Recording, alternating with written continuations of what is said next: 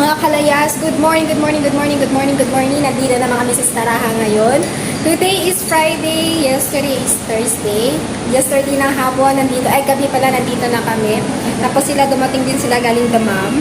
Ganihinaan natin yung brightness kasi parang sinusundo na tayo ng kaliwanagan.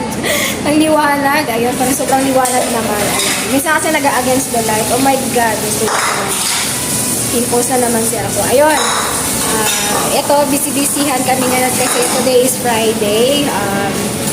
May mga pabisita na naman sila ganap. So, ayun, early birds kami. Ay, no, not totally early birds kasi nga alas 8 naman kami bumaba. At malinis naman niya yung buong istirahat. May tagalinis kami dito. So, ayun, magkakape na kami. Kape lang. Wala naman kayong makuhang tinapay dito. So, ayun na lang. Mamaya sasama ko kayo sa ticket na. Nagulat yung kasama ko. Ayun. Napuyat kami kagabi. Tapos, ayun na nga. Napuyat din ako. Alauna na ako nakalipat ng kwarto kasi nga alauna dumating si Dudong. Ayun. Ito din, ganun din. Alauna na rin siya nakapasok sa kwarto niya kasi nga antay din siya sa amo niya. Ayun. Mga bata, alagaan namin. Oh, so hada mapiputur sa Yazis. Ayun. Kasi na yung mga bata. Shoo! White pasta, puto. No! Ayun, papainit na ako ng gatas at magkakape na rin ako. Ayun, nagtatalo na kami dito kasi daw almusal. Yung taga-linis na yan, sabi niya almusal daw. Pasta. Hindi! Hindi pwede.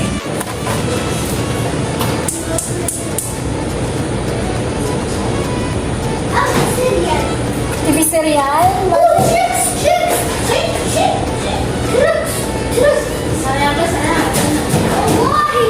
Wallah!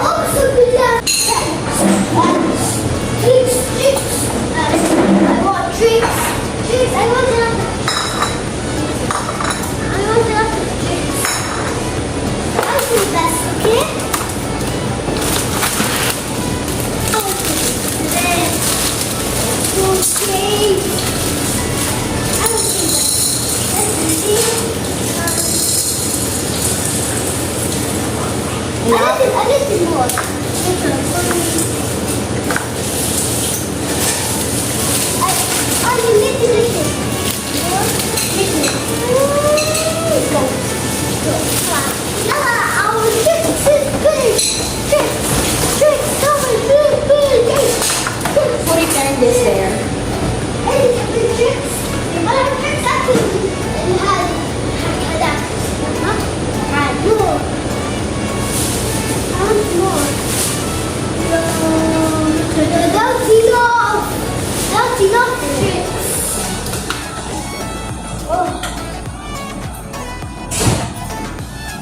This is mine.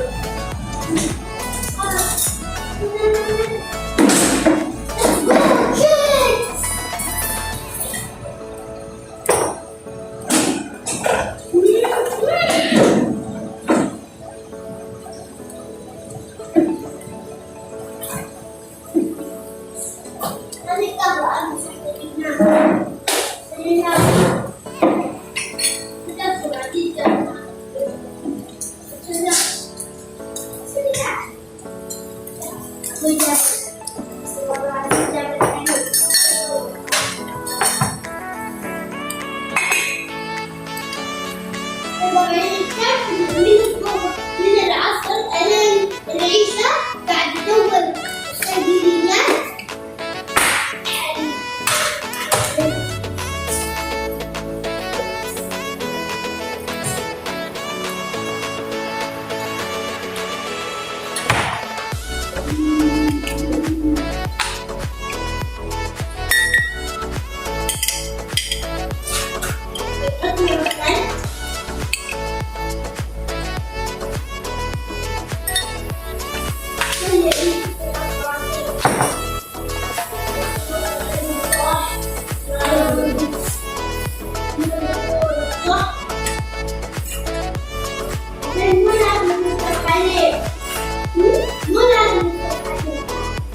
Kakape tayo. Ay, ako lang pala. Wala palang tayo. Really? Ay!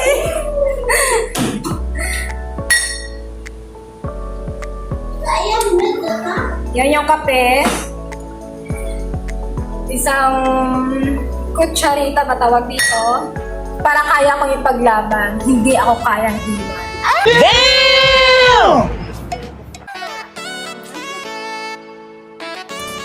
Ayun, dito na naman sila. Ayan, yung bulinggit ko. Ayan.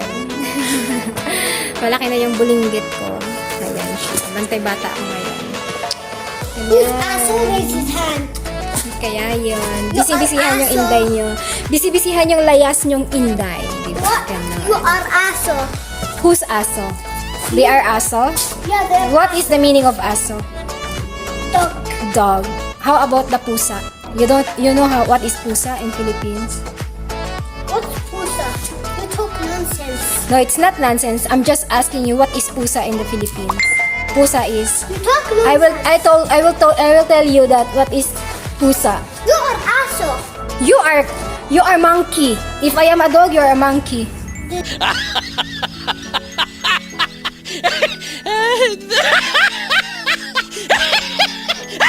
You are a gorilla. Then you are a gorilla. And you're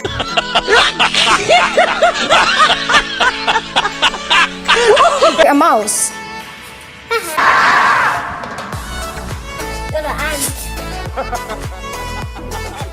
Huh, you're lich. Ganito pa yung trabaho namin dito. Ganito lang. Naglalakad na lang. Kami saan doon? Ayan. Sunod din siya ng sunod sa alaga. Ito ako din. Nagtutulak. Basic! Charot ng Arabia. Hindi nagtutulak ng bato. Gunggong! Barinig kita sa mukha eh! Ayan, darn. Ayan, si Tasmi. Say hi, Tasmi. Hi, Tasmi. Ayan, si beautiful Tasmi. Iniwan niya na yung alaga niya. So, ako, andito din. Bit ko din yung alaga ko. Ayan. So, yun na nga.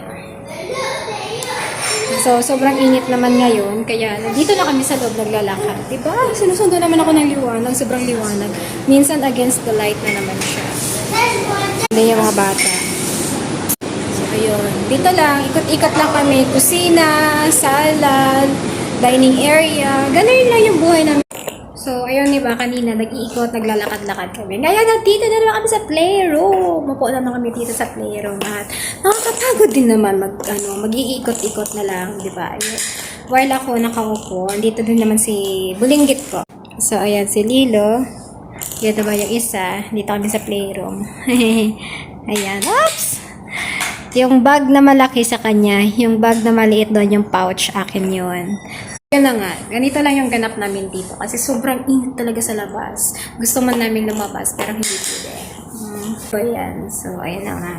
So, mamaya, kami naman mag-aalaga naman dito. Mamaya patulogin ko na yung baby ko. Mag-11 na rin naman ng umaga. So, ayun. Kita-kita tayo mamaya sa next na video ko na naman ito. Continuation lang, hindi siya next. Continuation lang siya. So, ayun. 2,000 years later. Hello guys, lunchtime. Ayan.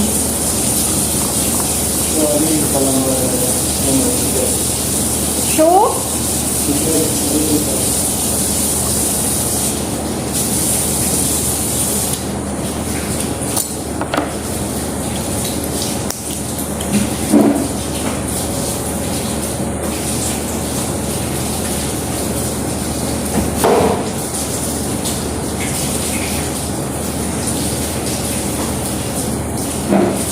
Lalunch na po kami.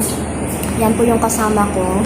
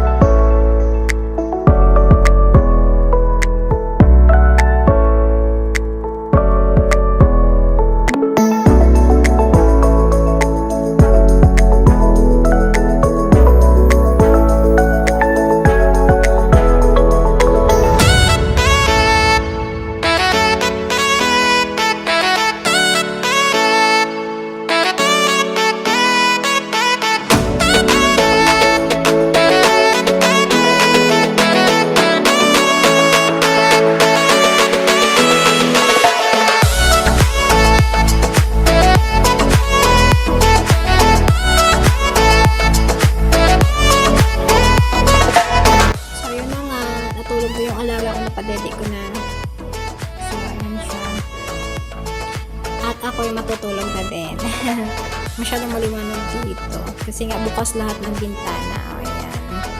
Nasa ng bintana bukas. Kaya ayan. Medyo dito kami natulog sa baba. Kasi wala namang katao-tao. Hindi na ako umakyat doon. Hindi ko na rin siya inakyat. At wala na lang din naman mag-iingay. So ako na lang yung nag-iingay dito. Ayan. Idlip-idlip lang din pag buhay tayo. Diba? So, mamaya ulit. Mamaya, iikot namin kayo dun sa labas at ilalabas namin yung mga bata pag hindi na mainit. At pupuntahan na naman natin yung mga dates doon. Bibisitahin natin yung mga dates. Baka hinarvest na yun nila kami nung mga nakaraang araw. So, 1 week na rin naman ang nakakalipas. Kaya, puntahan natin yung pinaglinis kayo. Ganyan. Pinalinisan sa amin yung buong kusina kasi nga napakadumi talaga, as in promise. Parang walang katulong. Ayan. Ayun, kinustomize na inayos na namin yan. Nilagay na namin talaga yung mga plastic papers at saka yung mga ibang tissues dyan. Yun yung mga paper plastic. Ito yung mga plastic na sahan, plato-plato. Tapos ayun. Sobra grabe. So ayan, may kaldero pa yan. Yan yung tira ng lunch. Ayun. Sobra. Ayun, naalisin pa namin yan mamaya. Lalagay namin dun sa may bodega. As in, sobra talaga. Ito yung mga basura na nakuha namin dun sa fridge. Ayan, tinanggal na namin yan. Hindi ko na rin siya na-video kanina kasi nga, nandito yung mga amo. Utos ng utos. So, ayun. Pagod na naman yung inday nyo. Yung kalayas nyo, pagod na naman. At dyan yung si Tasmi, pagod na pagod.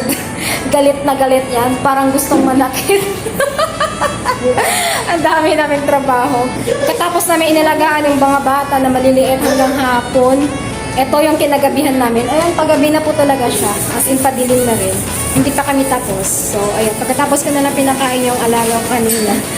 At ito na yung kasunod sa trabaho ko. So, ayun. Mamaya ulit, kita-kita tayo mamaya. At ito yung before and after. Hindi ko na siya mga before and after. Kaya yun.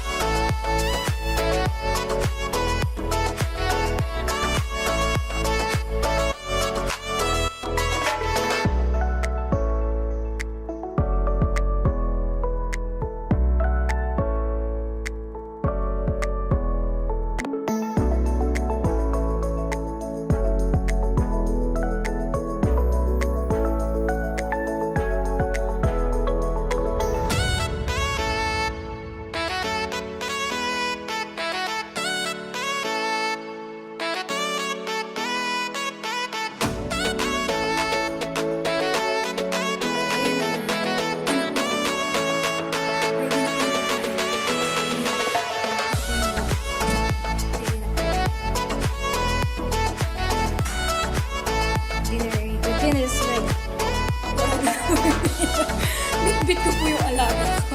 Ayan na po siya. Yung buhok ko pa po. Tignan nyo. Hindi ko na maayos-ayos. Sobrang busy. Tinawag na ako ng amo ko.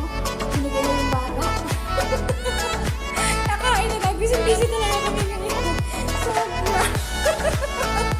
Mga kalayas, gabing-gabi na. Nasa alas 10 na po ng gabi ngayon. Nandito kami sa labas ng alaga ko kasi nagsisisigaw na siya sa loob. Katapos lang hinain namin yung pagkain doon sa may mesa. Ayun, nung inabot sa akin yung papa niya yung batang to. Sabi, labas ko daw kasi nga kakain sila at nagsisigaw sa iyak ng batang to. So, ayun, nandito kami sa labas. Diba, kita nyo yan? Gabing-gabi na po. As in, gabing-gabi na po talaga siya ngayon. So, ayun. Andun si Muhammad. Ayan, kinuha niya na yung mga pindyan. Andun sa may, sa kabilang ibayo. Charot! Ayan, tignan nyo. Kita nyo po yan. May mga sasakyan po dyan. Oops, nag-blurred na naman siya. Hindi naman siya makikisama. Ayan. Ayan, dami pong sasakyan. Ayan, sasakyan nasa alas 10 na rin po ng gabi. Tulad na po na sinabi ko kanina. Ayan, maraming sasakyan po dyan. Mga nasa mahigit 20 yung bisita na lalaki. At hindi ako sure. Basta 20 yung nilagay ko na plato doon. Pag nagkulang yan, madadagdagan pa yun mamaya. So, ayun. Ang daming bisita. At dito kami sa labas nagpapahangin. Nagmuni-muni lang. Dalawa kami ng alaga ko. While si Muhammad there, naghahakot ng mga pinagkapihan, pinag-inuman ng mga shahe, at saka yung mga sweets na nandun. So, yun na nga, diba? Sabi ko naman, nasa labas talaga kami. Kaya yun, tambay muna kami dito hanggat sa makakain na yung mga lalaki. Ganda ng aeroplano, sarap na sumakay, sarap na magpahinga. Alam niyo ba yun? Gusto ko na umuwi. Kaso lang, parang need ko pa ng, alam niyo na. Kasi yan. Sarap pag muni-muni dito sa labas.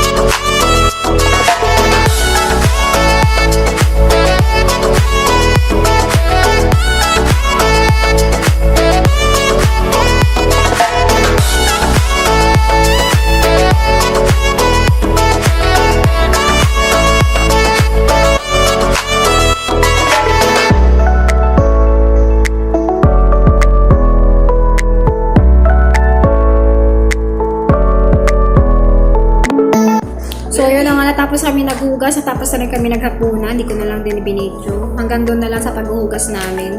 Yung pagliligpit, hindi ko rin siya na-ibidyo kasi nga, nung pumasok ako ay nagliligpit na rin si Muhammad kanina. At, ayun na nga, dito naman, bantay bata na naman kami. Nagkatay na lang ako ng oras hanggang maging alas 11 ng gabi. Or 10:45 kasi papadidiin ko na siya. Tama-tama paging maging 11 na. Sleep na rin siya. Ayun. Tingin na siya sa akin. Nakaupo niya siya dyan sa gilid. Ayun. Maya-maya. Mag-aayos pa ako ng mga dede niya. Yung lagayan ng gatas. Lalagyan ko pa mamaya ng mga gatas. At hala sa ud. At yung beberon niya, lagyan ko pa ng mainit na tubig. At lagay ko siya sa may warmer na nalagayan. Para hanggang bukas. Kung kailan mo gusto gamitin, medyo mainit pa. At ayun. So, ayun na nga. Kung gaano ako kapagod, mas pagod din yung kasama ko. Tignan niyo siya. Medyo maedad na rin kaya si Mama tas niya. Ayan. Pagod na pagod mo yung alaga niya. Nagkakalot. Ayan. Tapos may taban. Happy ano siya. Mula pa kanina umaga, gamit na gamit kami sa araw na to. Sobra. Nasin grabe, nakakapagod yung araw na to. Kung hindi man lang kami pagpabantayin ng bata, pagpalinisin pa kami ng mga fridge, at saka freezer, pinanggatapon namin yung mga lumang dates, at saka inayos namin yung mga lagayan. Mga tea, mga ganun, mga sugar na mga nakastock doon sa may cabinet. Kasi nga iniwanan lang na medyo, alam nyo na, duyutin. So, maya, ayun na nga. Kita-kita na lang tayo sa susunod na malituan. Hanggang dito muna. Ayan. So, grabe. Kaya sundo naman ako ng liwanag. Ayan na. Tulog na yung bata. Iwan ko na. Diyan na ako ng kapatid. Ganyan. Ganyan yan siya para makita niya. So, ayan. Nasa dulo kami. Punta na ako doon sa may kwarto namin. At pagbihis na pagpahinga kay Papa Rudy. So, ayun na. Dilim. Dilim na. So, hanggang dito na lang ulit. At natapos na naman yung buong araw. At medyo pagod talaga. Hindi medyo. Pagod talaga yung kalayas niya. So, nandito din yung isa. Inaayusan niya yung alaga niya at matutulog na rin. Salamat sa mga nanonood at sa mga solid na supporters dyan na nanonood. Sa Team Landing, sa Team Seward. Bye-bye. Good night.